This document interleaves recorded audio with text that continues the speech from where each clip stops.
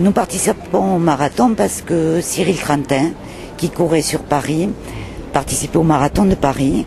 Et il avait dit, c'était la première fois qu'il faisait un marathon, il avait dit à son copain qui était dans une salle, une chambre d'hôpital, une chambre stérile, je vais courir le marathon pour toi et l'année prochaine, quand tu sortiras, tu viendras courir avec moi.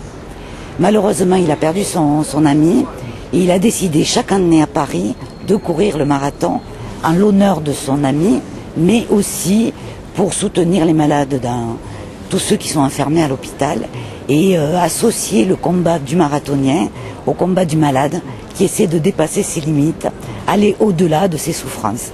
Et quand le marathonien arrive au 30e kilomètre, c'est le passage du mur, c'est le fameux mur, voilà, il le fait au mental, du 30e au 43e, il le fait au mental, et le malade, l'effort est et on essaie de comparer cet effort-là à l'effort du malade.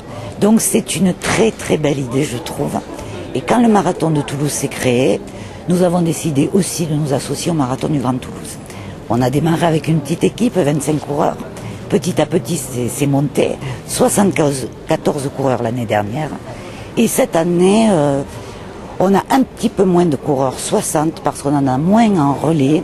Par contre, on explose au niveau des marathoniens parce qu'il y en aura 48 sur la ligne de départ, derrière la banderole Laurette Fugain. Il y a aussi, et c'est important, très important aussi, un stand de recueil de promesses de dons de plaquettes et de moelle osseuse. On informe. Et Stéphanie Fugain, qui malheureusement n'a pas pu se déplacer sur l'événement, a enregistré une interview qu'on va passer ici, place du Capitole, pendant les 3 jours, pour expliquer le don de soi, pour expliquer notre présence ici à Toulouse, et le clip de la grande cause nationale sur le don de soi, don de vie, va passer sur le village du marathon pendant les 3 jours.